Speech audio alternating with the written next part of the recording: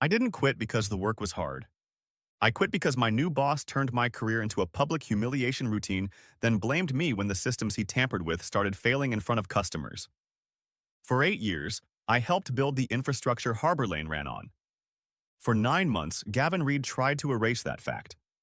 By month 10, the board had an incident timeline with his name all over it. That was the month he stopped being my boss. When I joined HarborLane, we were a 22-person startup operating out of a former furniture warehouse with bad coffee and optimistic spreadsheets. The product barely worked. Our release process was push and pray, and if the app stayed up for a full week, the founders bought tacos. By the time this story starts, we were over 300 employees, 3 product lines, and processing around 1.7 million shipment events a day across enterprise accounts. People love saying software company, like it means polished interfaces and sales decks. What we actually were was an operational nervous system, event streams from carrier integrations, real-time status updates for client dashboards, dispatch workflows, billing triggers, audit logs for compliance. If our platform coughed, truck sat still. If truck sat still, penalties started. If penalties started, sales promises turned into legal exposure. I was principal platform engineer. I didn't own everything because no one should, but I was one of the core architects from the beginning. I built our original event scheduler, designed first-gen queue processing, implemented deployment guardrails after our third major outage, created incident runbooks, trained on-call leads, helped hire and mentor most of the platform team. My old manager, Elena, understood that kind of work. Invisible when it works, existential when it doesn't.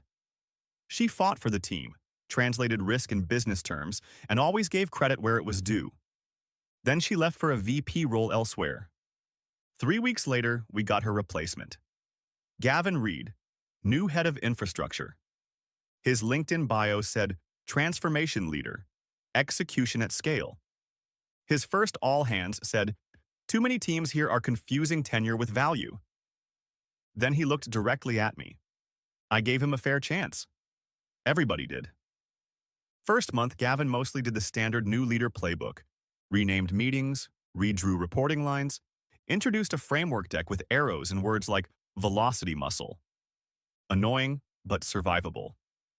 Then the one-on-ones started. Mine lasted 13 minutes.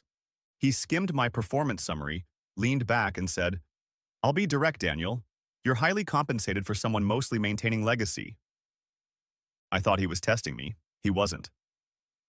Legacy that powers current revenue, I said, and actively evolves every sprint. He gave me a thin smile. That's one way to frame it. I asked, what's the concern? Single point dependency, he said. Too much tribal knowledge concentrated in one person. It's risky. That phrase sounds responsible. Sometimes it is. In this case, it was cover. Because we had documentation. We had shared ownership. We had runbooks, service maps, escalation trees, and on-call rotations, most of which I'd built so no one person was a single point of failure. I said, if you see dependency gaps, I can fix that. Tell me what you want changed. Gavin said, it's bigger than documentation. Too much still runs through you. I nodded. Okay, then we redistribute ownership. I can move 2 core services to new tech leads this quarter, assign backups, and rotate incident command. He tilted his head. You're still describing operational fixes. I frowned. Because you raised an operational risk. He gave a small smile. I'm talking about leadership shape, Daniel. Future shape. Then be specific, I said. What's missing? He leaned back. Strategic scope, executive-level leverage. You're very strong in the weeds, but I don't see director-level trajectory in your recent work. I stared at him for a second. So you raised dependency risk? I offered a concrete plan, and your takeaway is, I'm not promotion ready. He spread his hands. I'm setting expectations. That was the first promotion block, and he did it before he'd even seen a full quarter of my work. Gavin had one skill I'll give him. He understood room politics. He never called me incompetent. He called me valuable but narrow. He never said he wanted me gone. He said he wanted to de-risk concentration. He never attacked my output directly. He attacked the story of my output. At Leadership Sinks, he'd say, "We're still burdened by decisions made for a much smaller company. We need less hero culture and more scalable ownership. Some engineers are attached to complexity because complexity protects status." He didn't name names. He didn't have to. One meeting, I flagged a queue bottleneck risk tied to a planned consumer service rewrite. I recommended phased rollout, strict dedupe verification, and rollback gates with measurable guardrails. Gavin smiled at the room and said, "That's one option, a cautious one." Then he added, "I'm not turning this into a 6-week risk workshop." A couple directors nodded. Someone at the far end of the table started typing furiously and avoided eye contact. I kept my voice flat. "This isn't a workshop," I said. "It's a release safety plan. If duplicates slip through, we get bad status updates, billing drift, and SLA exposure. We've already seen that failure pattern."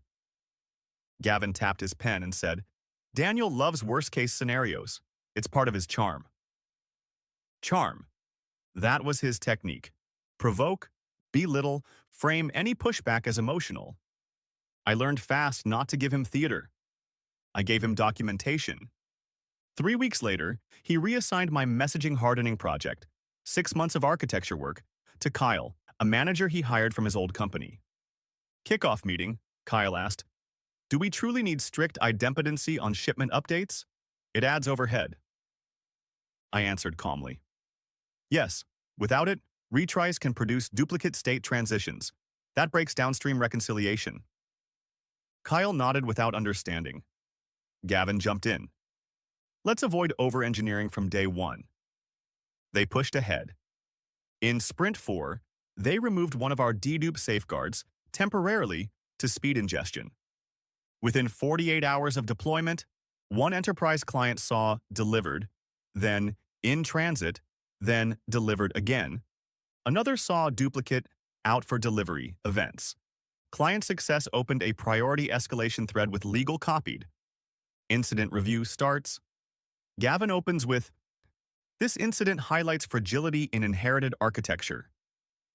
I said, "The regression lines up exactly with the dedupe control removed in Sprint 4. Gavin leaned forward. "Daniel, if you need to be right, we can schedule a separate conversation about ego. Right now, we need solutions." 20 people on that call. Nobody said a word. I took one breath and stuck to facts. We reproduced the bug, traced it to the removed control, explained the failure chain, and laid out the fix. After the meeting, 2 engineers pinged me privately. "That was messed up. You handled that way better than I would have." I saved both messages but didn't respond right away. I wasn't collecting sympathy, I was confirming pattern. By Q3, Gavin's pattern turned into policy. He removed me from Architecture Council to flatten decision latency. He pushed my one-to-one cadence from weekly to bi-weekly, then canceled half of those. He started scheduling urgent triage asks during roadmap reviews so I couldn't present. He told a newly promoted manager, while I was within earshot, "Be careful getting captured by legacy voices." Legacy voice. As if I was a ghost haunting systems I didn't understand anymore. Then promotion cycle opened. I submitted my director packet anyway.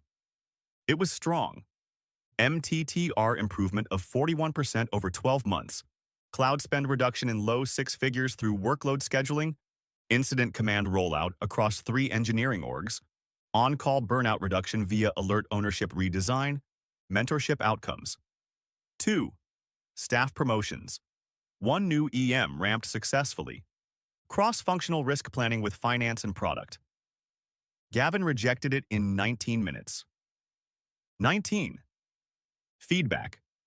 Insufficient strategic leadership. Over-indexed on technical execution. Needs stronger executive influence. Comp already above peers. We had a calibration meeting with HR partner Lillian. Gavin says, "Daniel is an excellent individual contributor, but not a scalable leadership profile." I asked, "Can we define what scalable leadership is missing?" He smiled. Influence without control. I said, I designed the incident process now used by multiple organizations and trained leads across engineering. Is that influence? He shrugged. Operational influence, not strategic influence. Then he added, in front of HR, frankly, compensation is already high relative to role reality. Role reality. I looked at Lillian and said, can we note that my scope includes cross-org reliability planning and client-facing technical accountability? She nodded and typed. Meeting ended with revisit next cycle. I walked to my desk, opened a new doc titled Decision Log, and wrote, promotion blocked without substantive basis.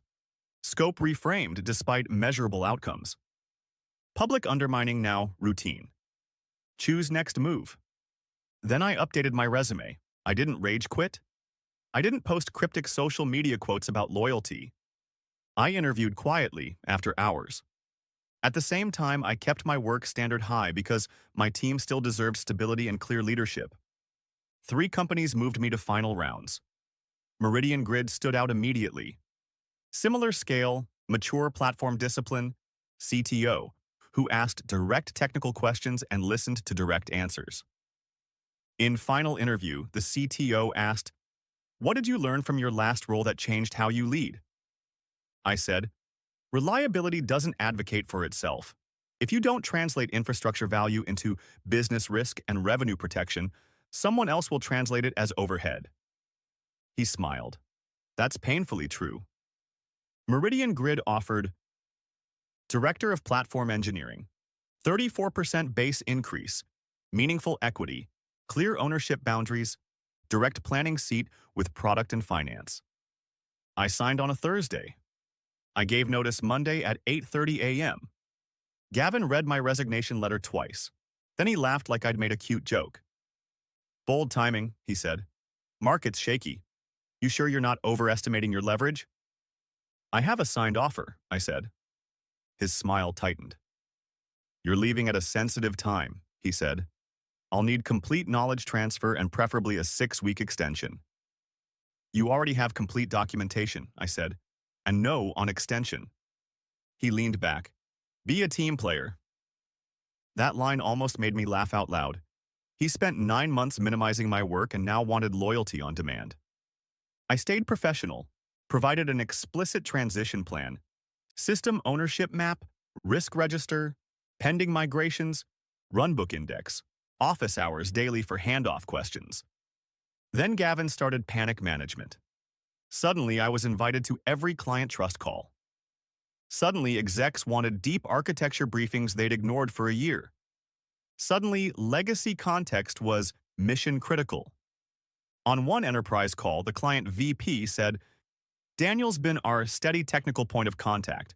Who takes over when he leaves? Before I could answer, Gavin cut in. We're well covered. No one person is critical here. There was a short pause. Then the VP said, calm and direct, if that's true, why does every answer I trust on this call still come from Daniel? I kept my expression neutral and walked them through the transition plan, milestones, and risk controls. Gavin didn't interrupt again. My final week included an exit interview with HR. They asked why I was leaving. I gave factual reasons. Repeated devaluation of core infrastructure contributions, inconsistent evaluation against stated criteria, blocked advancement despite demonstrated scope, leadership behavior prioritizing optics over system integrity. Lillian asked, would you stay if org leadership changed? I said, I'm leaving for a role that aligns title, scope, and trust. That alignment doesn't exist here. Last day, my team gave me a card that read, thanks for making 3 a.m. incidents survivable. That hit harder than any title. I turned in my badge at 5:40 p.m., handed over laptop, walked out clean. No speech, no scorched earth, no drama. About 7 weeks later, HarborLane had a 96-minute partial outage. Trigger. Rollout to the same messaging path Gavin's team had simplified. Issue. Uncontrolled retry behavior under load. Impact. Delayed status events for multiple enterprise accounts. 3 weeks after that, another incident. Backlog processing failure over a weekend. Stale client dashboards. Monday escalation marathon. Not company ending, but expensive and visible. A friend still there texted me, "Board review was rough." Gavin blamed inherited complexity again. Legal pulled email trails. Then, they asked why your promotion was blocked if your controls were still core to incident recovery. Then, Gavin out, effective immediately. Pursuing other opportunities. Corporate language for consequences arrived. I didn't celebrate publicly. I didn't need revenge optics. At Meridian Grid, I had too much real work to care about old politics. In my first 90 days, we tightened release safety, cleaned up ownership, cut alert noise by 38%, and promoted 2 strong internal leads. It turns out progress is faster when nobody asks you to justify why infrastructure matters. 6 months in, HarborLane's CEO called me. He said, "I never thanked you properly for what you built. I should have." I said, "I appreciate that." He paused, then, "If you'd ever consider advising us on platform strategy, we'd value it." I told him I could recommend consultants. He gave a small laugh. Fair. There's a myth that the most satisfying ending is watching your old company fail without you. I don't think that's true. The most satisfying ending is watching the narrative correct itself. I wasn't overpaid. I wasn't too narrow. I wasn't a legacy voice. I was the person doing difficult, boring, critical work while someone with better buzzwords tried to turn competence into a branding problem. Gavin once told me not everyone is built for the next chapter. He was right. Some people can only run systems that are already stable. Some of us are the reason they were stable in the first place. And once you've built that kind of clarity, you stop arguing for respect. You take your work where respect is part of the operating model. If you're enjoying the channel, the easiest way to support it is like and subscribe. It really helps.